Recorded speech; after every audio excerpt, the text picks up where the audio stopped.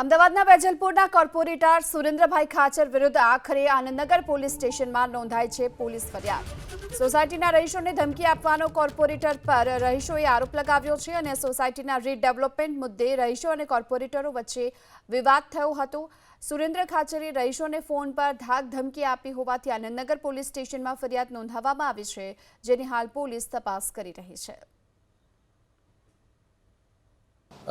Corporator Surendrabhai Khachar કરીને છે અને આમાં હકીકત એવી છે કે એ કોઈ રીડેવલપમેન્ટ પ્રોજેક્ટ માટે સોસાયટીવાળાઓ સાથે એમનો વિવાદ છે અને સોસાયટીવાળાઓ એમને કોલ કર્યા હતા અને કોલમાં ગંદી ગાડીઓની એક રેકોર્ડિંગ છે અને ગંદી ગાડીઓ અને ધમકી આપવામાં રેકોર્ડિંગમાં હતું અને એને લીધે આનંદનગર પોલીસ સ્ટેશનમાં ગઈકાલે BNS સેક્શન 296(2) અને સેક્શન 351(2) મુજબ એમની ગુના નોંધાયેલી છે અને અત્યારે તપાસ ચાલુ છે।